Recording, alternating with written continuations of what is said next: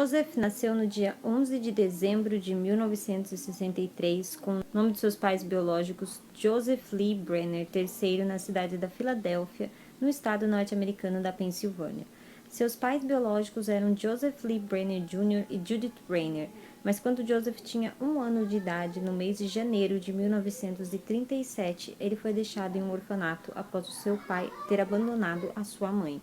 Mas em 15 de outubro de 1939, 2 anos após os seus pais o deixarem naquele orfanato, Joseph foi adotado por Stefan e Anna Kallinger. O seu pai adotivo, Stefan, se mudou da Hungria para os Estados Unidos quando tinha 23 anos de idade e a sua esposa emigrou da Áustria por falta de estabilidade financeira. O primo de Stefan ofereceu a ele uma casa e um emprego e o Stefan construiu uma sapataria. E ele e a sua esposa estavam bem financeiramente, 12 anos após eles terem imigrado para os Estados Unidos. Foi então que eles decidiram adotar um bebê, já que o Stefan, ele era estéril. Mas os pais adotivos do Joseph, que seriam, enfim, encarregados de lhe dar amor e carinho, eles não fizeram isso porque eles eram extremamente abusivos. Eles cometiam diversas agressões físicas contra o Joseph.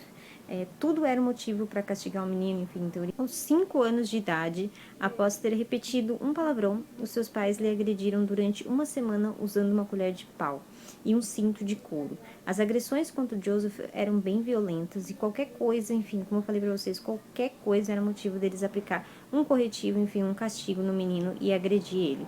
Aos 8 anos, após pedir para sua mãe para ir a um zoológico, isso lhe rendeu 4 golpes de martelo na cabeça.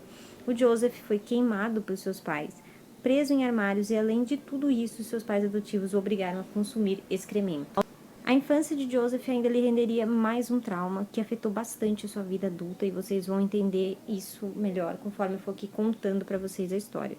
Em 1944, aos 9 anos, o Joseph tinha 9 anos e um grupo de garotos mais velhos que ele, que eram ali do bairro, eles pegaram uma faca e colocaram contra o peito do Joseph e abusaram dele.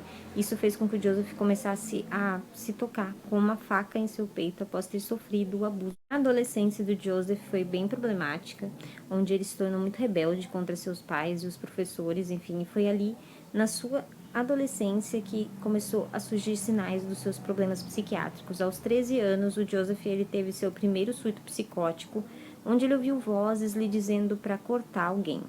Em seu surto, Joseph abordava os garotos que retornavam, enfim, da escola, que passavam ali pelo seu bairro, mas geralmente eram garotos que estavam retornando da escola. Ele apontava uma faca contra esses garotos e ele mandava o garoto tirar os shorts e depois ele fugia. Isso ocorreu algumas vezes, até que na terceira vez ele fez o garoto tirar os shorts e ele acabou mordendo a genital do garoto.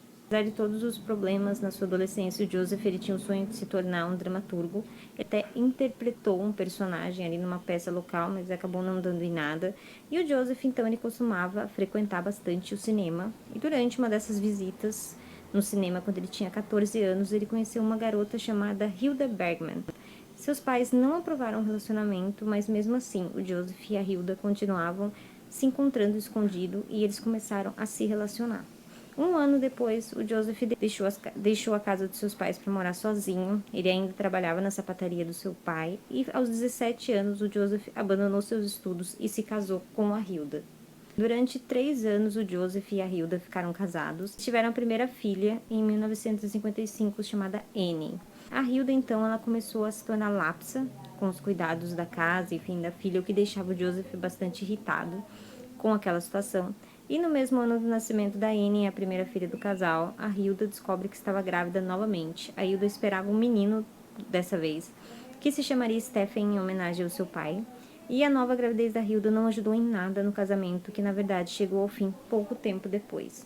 Em setembro de 1956, a Hilda ela abandonou sua casa, deixando seus filhos com o Joseph para ir viver com outro homem. O Joseph, então, ele começou a trabalhar e a cuidar dos filhos, e ele ficou com a custódia dos filhos da Annie e do Stefan, que eram os 2 filhos que ele tinha com a Hilda, que visitava os filhos 2 vezes por semana.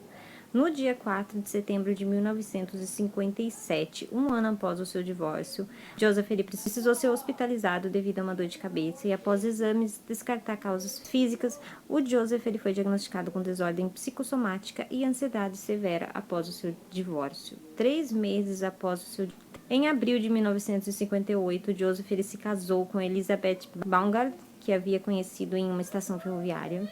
Ela estava apaixonada e era muito boa com seus filhos, então ele se casou com ela, mas as marcas do seu casamento com a Hilda ainda eram visíveis em Joseph.